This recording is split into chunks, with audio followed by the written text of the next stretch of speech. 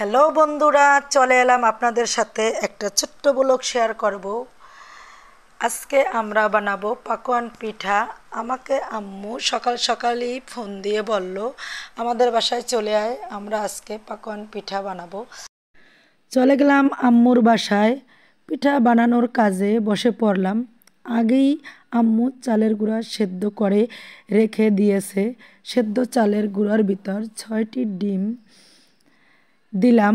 ডিম দেওয়ার কারণে কালারফুল হয়েছে মনে হচ্ছে। এখানে আমি একটা ফুড কালার দিয়েছি, একদমই আমি কোনো ফুড কালার দেইনি। বেশি বেশি ডিম দিলে কালারফুল হয়। আমরা বরিশালের ভাষায় এটাকে পাকোয়ান পিঠা বলি। বন্ধুরা, আপনারা কে কী বলেন কমেন্টের মাধ্যমে জানাবেন। আপনাদের একটা সুন্দর কমেন্টই আপনার ভিডিওকে ফর ইউতে নিয়ে যেতে সাহায্য করে। আমার বোনের ছেলেদের পাকোয়ান পিঠা খুবই পছন্দ। এই পিঠা মূলত আমরা বোনের ছেলেদের জন্যই বানাইতেছি। বোনের ছেলেদেরকে পাঠাবো ঢাকাতে, আমার ভাই ওখানে যাবে।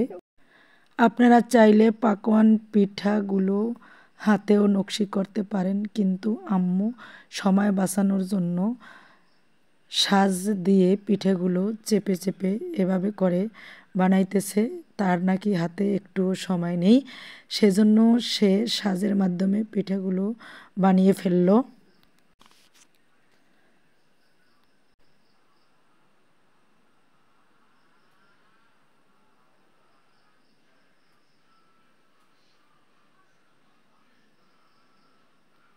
সাজের মাধ্যমেও অনেক সুন্দর নকশি করা পিঠা তৈরি হয়ে গেল।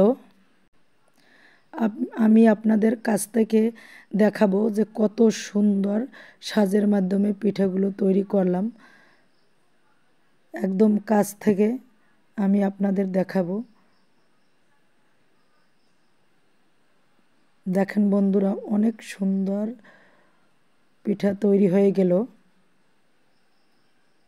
কালার আসছে, একদমই কোনো ফুড কালার দেইনি, কিন্তু খুবই সুন্দর একটা কালার আসছে। বেশি বেশি ডিম দিলে এভাবে কালার চলে আসে। এটা একদমই কুসুম কালার হয়েছে, কাছ থেকে দেখে নিন।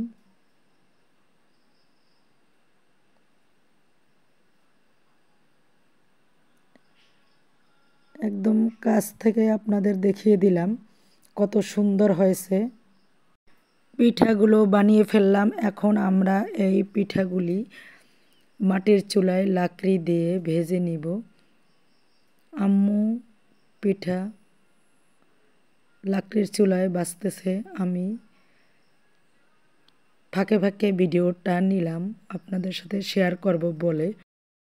এই পিঠাগুলি দুধের ভিতরে ভিজিয়েও খাওয়া যায়, আবার শুধু চিনি দিয়ে শিরা তৈরি করেও খাওয়া যায়।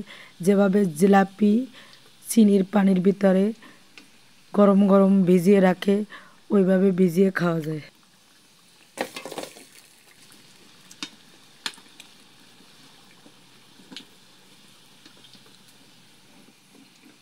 ভিডিওটি ভালো লাগলে লাইক কমেন্ট শেয়ার করবেন। আপনাদের শেয়ারের মাধ্যমে আমাদের আরও উৎসাহ যোগাবে একটা নতুন ভিডিও বানাতে। বন্ধুরা, আবারও দেখা হবে অন্য কোনো ভিডিওতে, অন্য কোনো ব্লগ নিয়ে আসবো আপনাদের সামনে। অবশ্যই সুন্দর সুন্দর ভিডিও দেওয়ার চেষ্টা করব। ততক্ষণ আপনারা ভালো থাকবেন। আল্লাহ হাফেজ, সবাইকে ধন্যবাদ।